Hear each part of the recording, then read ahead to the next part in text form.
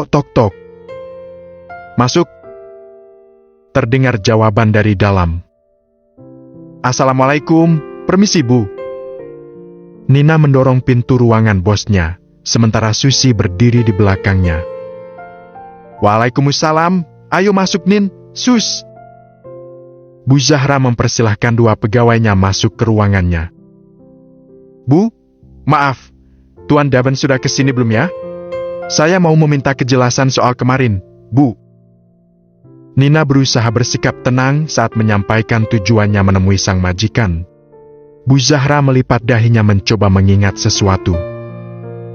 Oh, yang kemarin itu ya, Nin? Nina mengangguk, sebelah tangganya menggenggam tangan Susi. Sebentar saya tanya Daven dulu ya. Bu Zahra kemudian mengambil ponselnya.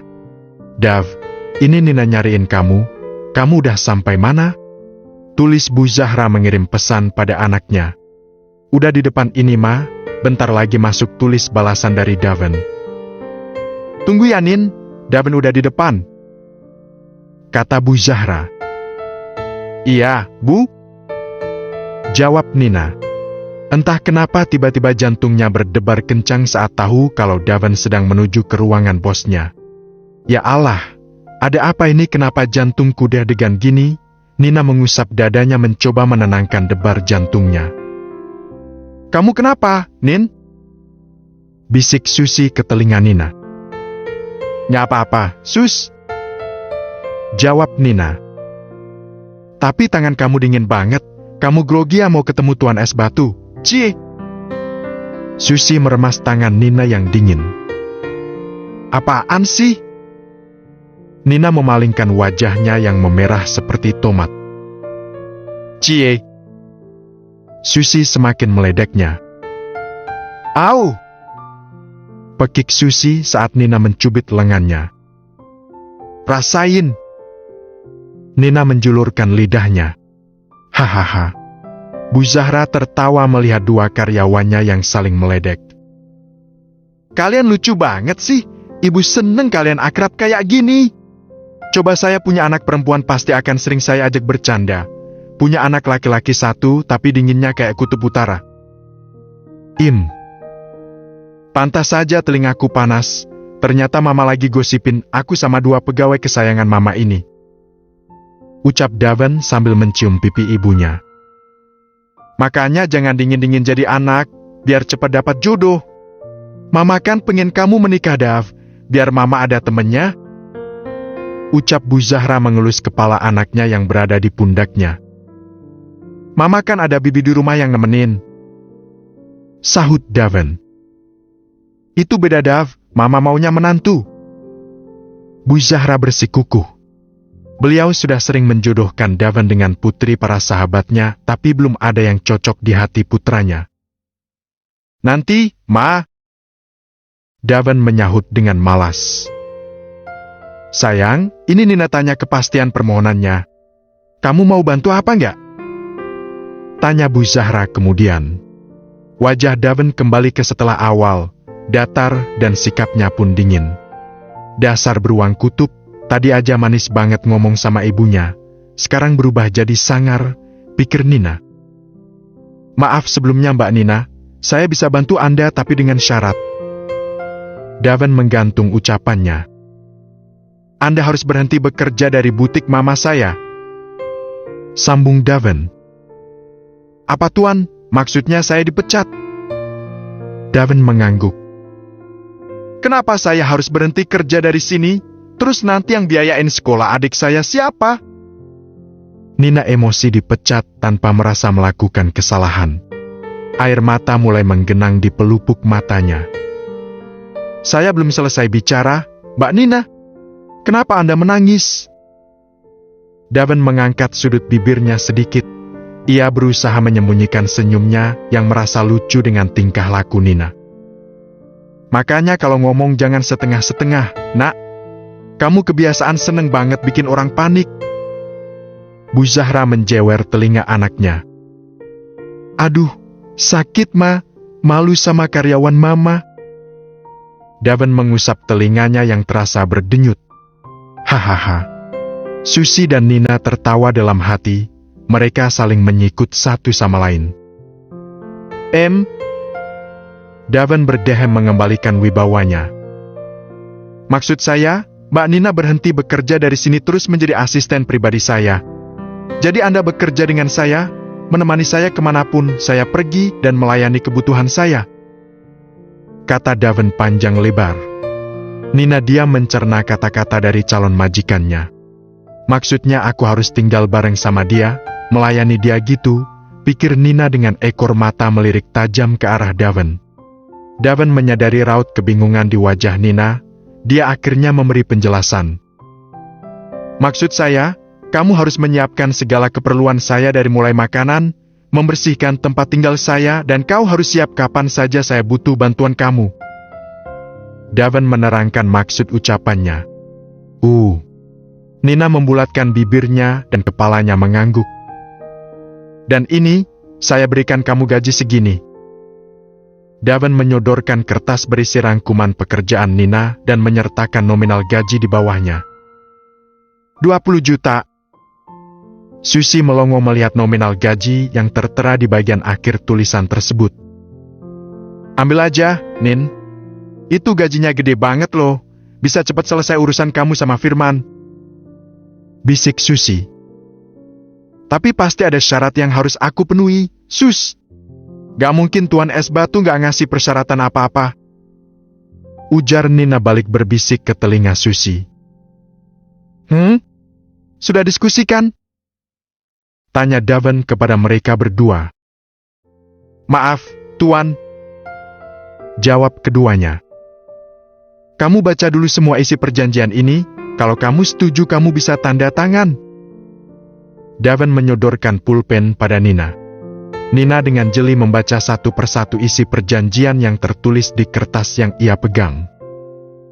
Maaf Tuan, ini yang nomor 8 di sini tertulis Anda boleh memberikan sanksi pada saya kalau pekerjaan saya tidak cocok dengan Anda, maksudnya apa ya? Tanya Nina keheranan. Maksudnya, saya bebas menghukum kamu kalau pekerjaan kamu tidak sesuai dengan yang saya minta. Jawab Daven dengan enteng. Terus ini di poin terakhir, kalau saya menundukkan diri, saya harus ganti rugi uang 100 juta pada Anda. Ucap Nina dengan geram. Ia berpikir Daven sengaja memanfaatkan kondisinya yang sedang kesusahan. Daven hanya mengangguk. Yang bener aja, gak adil dong Tuan. Masa saya nggak boleh melakukan kesalahan? Nina berdecak dan berbicara sambil menghentakkan kakinya. Ya kalau kamu nggak mau ya sudah. Berarti saya juga nggak perlu kasih pinjaman 50 juta ke kamu. Daven berbicara dengan santainya. Nin, kamu pikir-pikir lagi deh. Sayang banget kalau kamu nolak. Gajinya juga gede. Kapan lagi coba dapat tawaran dari si Es Batu? Mumpung dia lagi baik jadi kamu terima aja. Aku yakin dia gak akan kasih hukuman yang aneh-aneh sama kamu. Susi berbisik mencoba membujuk Nina. Boleh saya pikirkan dulu gak Tuan, tawaran Anda? Saya mau bicara dulu sama ibu dan adik saya. Ucap Nina sedikit takut. Daven mengelus dagunya. Oke, boleh. Saya kasih waktu sampai besok. Kalau besok belum ada keputusan, mohon maaf saya batalkan permohonan kamu. Ucap Daven dengan tegas. Dav. Bu Zahra mencoba menengahi, tapi belum sempat ia melanjutkan kata-katanya sudah dijawab oleh Daven. Mama gak boleh ikut campur sama keputusan Daven. Mama tinggal duduk manis ya. Daven tersenyum manis pada ibunya untuk meluluskan permintaannya. Bu Zahra hanya bisa menghela napasnya. Ya Allah. Anak ini kalau lagi mode serius gak bisa diganggu-gugat keputusannya. Baik, Tuan. Malam ini saya akan bicara dulu sama ibu dan adik saya. Nina benar-benar merasa bingung saat ini. Seandainya menolak dia bingung mau pinjam kemana lagi uang sebanyak itu. Pinjam ke rentenir, Nina takut akan konsekuensinya karena bunganya terlalu besar. Nina sibuk dengan pikirannya, sementara Daven sibuk menyusun rencana untuk membantu Nina, tapi dengan mengikatnya. Daven sengaja mengajukan persyaratan pada Nina karena dia diam-diam mau mendekati Nina. Daven tidak mau ibunya mengetahui rencananya, jadi dia sengaja membuat surat perjanjian antara dirinya dan Nina. "Maaf Bu, tuan kami permisi mau pulang dulu," kata Susi memecah keheningan. Daven dan Bu Zahra mengangguk. "Ya sudah, selamat beristirahat buat kalian," kata Bu Zahra sebelum Nina dan Susi melangkah keluar.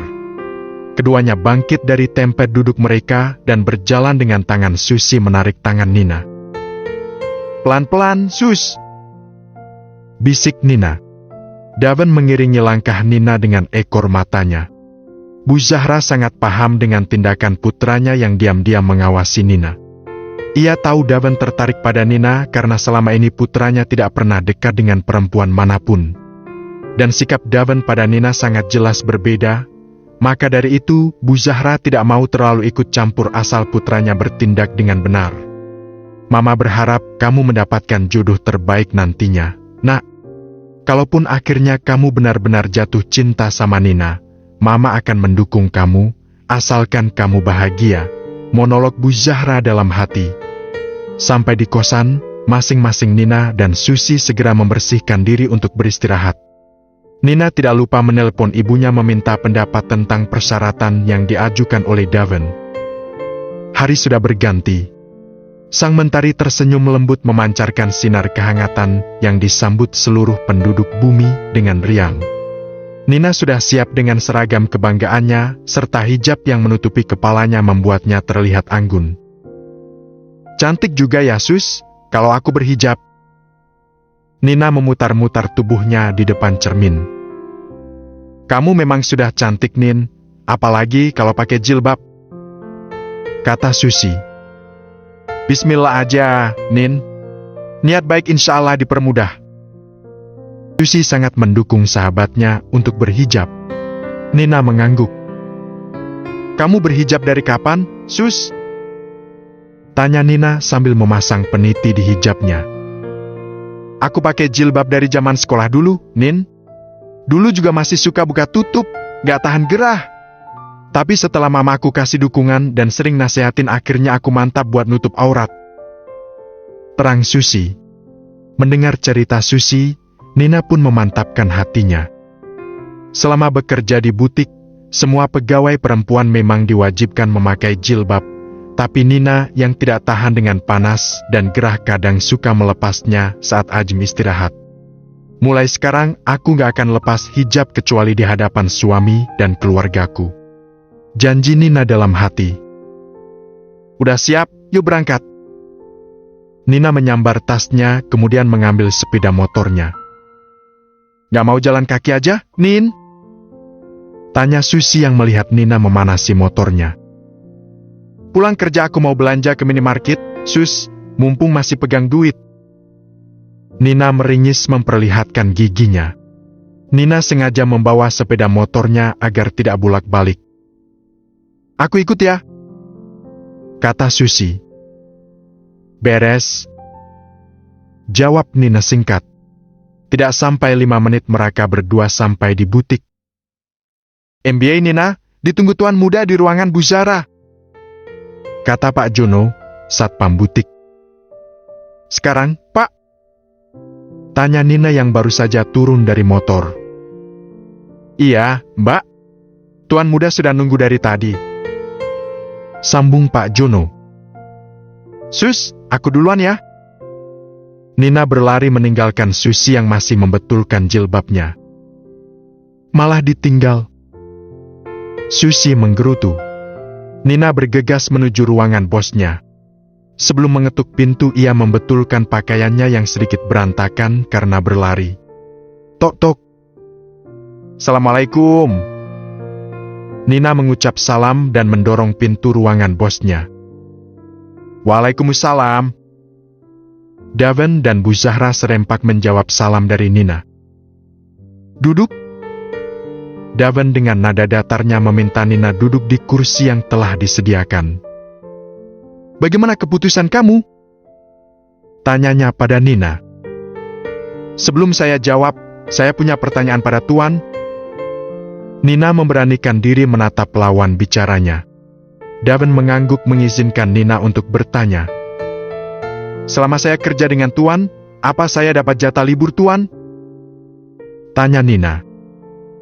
Kamu boleh libur sebulan sekali? Jawab Daven singkat, padat, dan jelas. Ada lagi yang mau kamu tanyakan? Sambungnya. Sepertinya tidak ada Tuan. Nina menggeleng.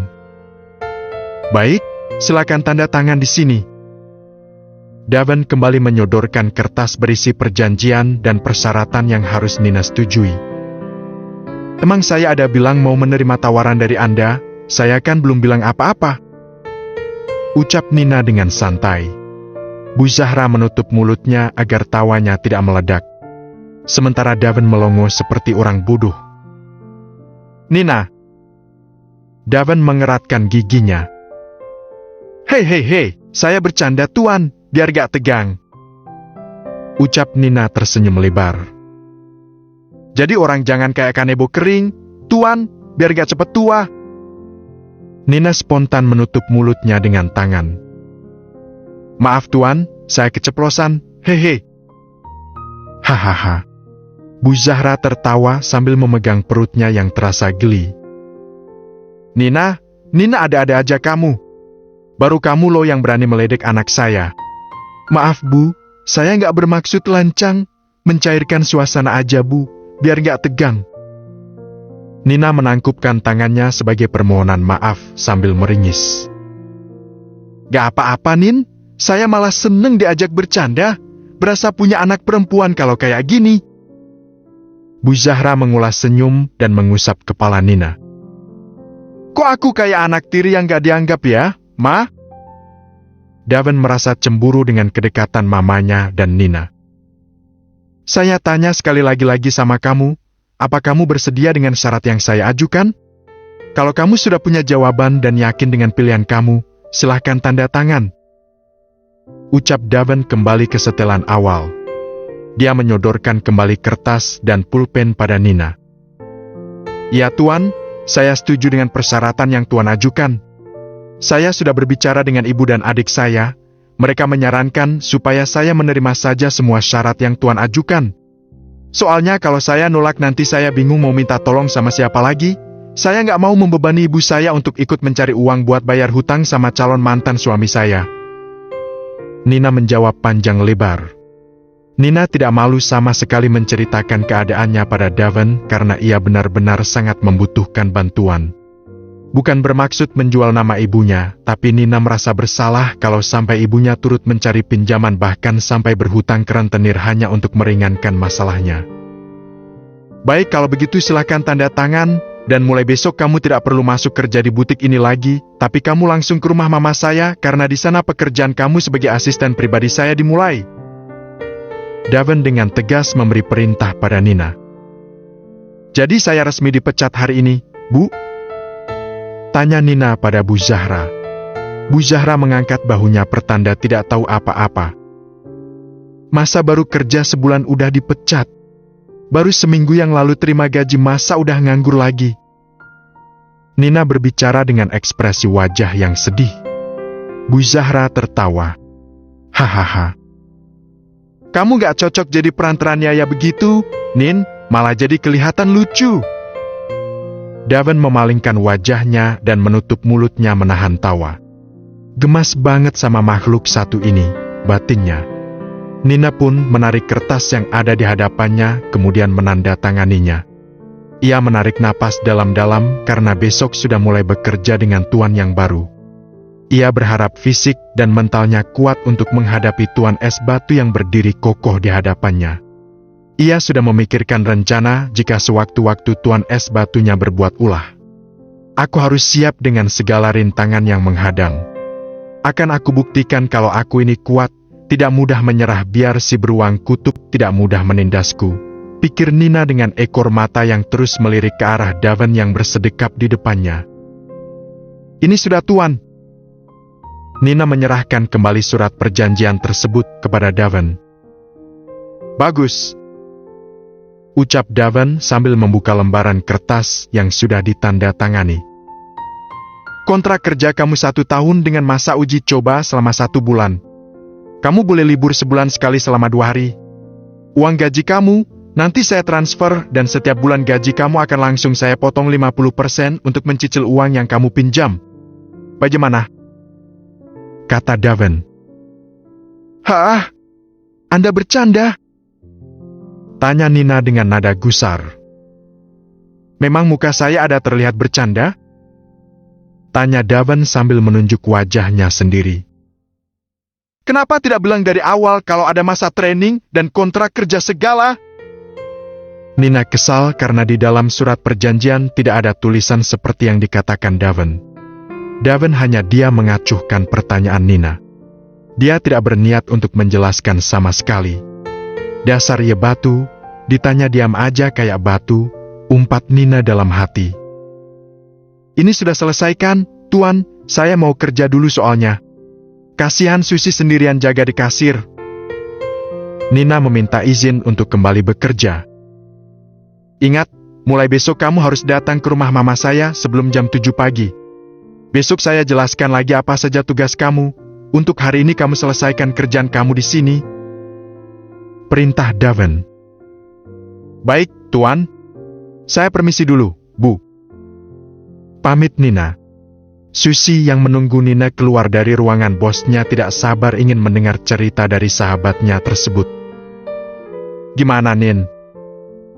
Tanya Susi sambil menggoyangkan lengan Nina.